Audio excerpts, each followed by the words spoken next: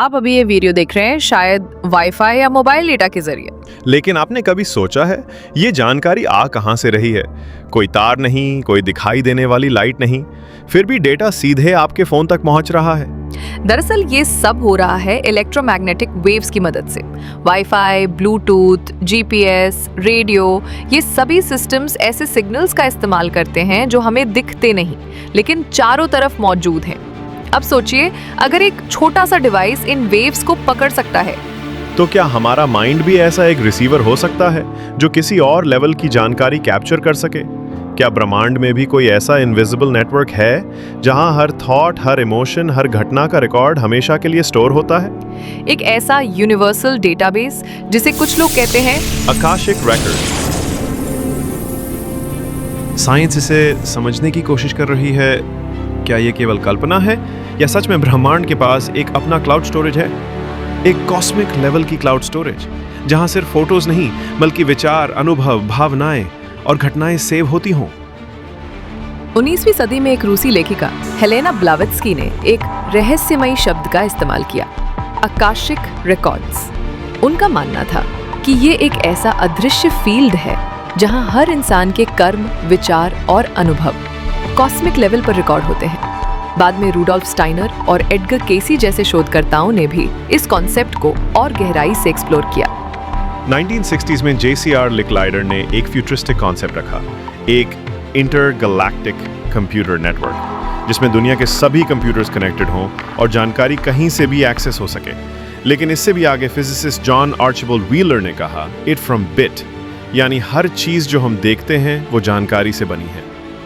क्या यही ब्रह्मांडीय data system Akashic records की ही एक साइंटिफिक एक्सप्लेनेशन है? लेकिन हमारे पूर्वजों ने इस सिस्टम को एक और नाम दिया था, आकाश।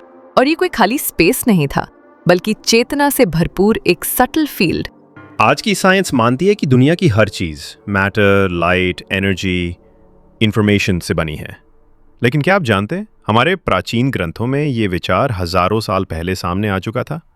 उन्होंने इसे कहा आकाश, 5 महाभूतों में सबसे सूक्ष्म तत्व। आकाश को सिर्फ शून्य या स्पेस नहीं माना गया बल्कि एक ऐसा सूक्ष्म माध्यम जो ध्वनि, कंपन और ज्ञान को अपने अंदर समेटे हुए। उपनिषदों और योग दर्शन में आकाश को चेतना का आधार माना गया है, जहां वाइब्रेशन सिर्फ फिजिकल नहीं बल्कि मेंटल और स्पिरिचुअल सिग्नल्स भी ट्रैवल करते हैं। जैसे एक हार्ड ड्राइव सब कुछ रिकॉर्ड करती है, वैसा ही आकाश हर थॉट, कर्म और भावना को स्टोर कर सकता है, एक यूनिवर्सल मेमोरी की तरह।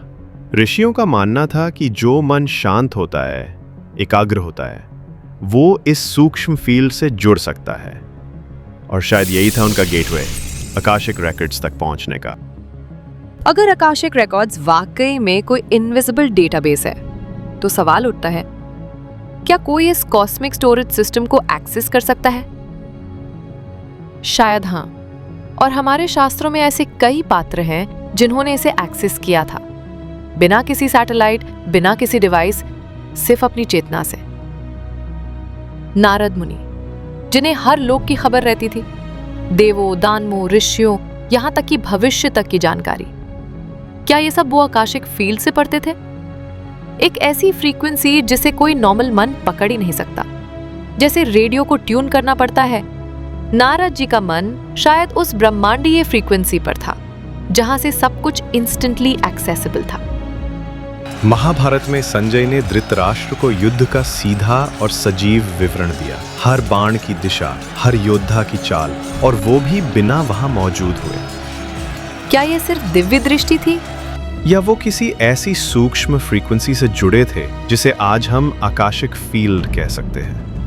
इन सभी घटनाओं में एक बात कॉमन है, माइंड को इतना शांत, इतना फोकस्ड बनाना कि वो इस इनविजिबल नेटवर्क से जुड़ सके। और शायद इसी वजह से ऋषि मुनि किसी डिवाइस की बजाय ध्यान और तपस्या से कॉस्मिक नॉलेज तक पहुंचते थे। क्या उनका ब्रेन एक बायोलॉजिकल वाईफाई सिस्टम था? आधुनिक न्यूरोसाइंस हमें बताती है कि हमारा ब्रेन सिर्फ एक प्रोसेसर या स्टोरेज यूनिट नहीं है, बल्कि ये एक रिसीवर भी हो सकता है। जैसे रेडियो या मोबाइल जो केवल तभी सिग्नल पकड़ते हैं जब सही फ्रीक्वेंसी पर ट्यून हो, वैसे ही हमारा मस्तिष्क एक ऐसे नेटवर्क से जुड़ सकता है जो सामान्य इंद्रियों से परे है। कुछ वैज्ञानिकों का मानना है कि मेमोरी और कॉन्शियसनेस केवल ब्रेन में लोकलाइज नहीं होती। इसका मतलब ये हुआ कि हमारी सोच, अनुभव और स्मृति किसी बाहरी फील्ड या यूनिवर्सल डेटा स्ट्रीम में भी हो सकती है। इस थ्योरी को कहते हैं नॉन लोकल कॉन्शियसनेस। जैसे वाईफाई पूरे कमरे में है लेकिन कनेक्ट सिर्फ वही डिवाइस होता है जो पासवर्ड और सिग्नल से मैच करे, वैसे ही शायद केवल वही मन कॉस्मिक डेटा एक्सेस कर पाता है जो शांत, एकाग्र और रिफाइंड हो। आज कई साइंटिफिक स्टडीज में देखा गया है कि गहरे ध्यान में जाने वाले लोग ऐसी जानकारियां एक्सपीरियंस करते हैं जिनका कोई डायरेक्ट फिजिकल सोर्स नहीं होता, जैसे कोई अनसीन नॉलेज सिस्टम से जुड़ रहे हों।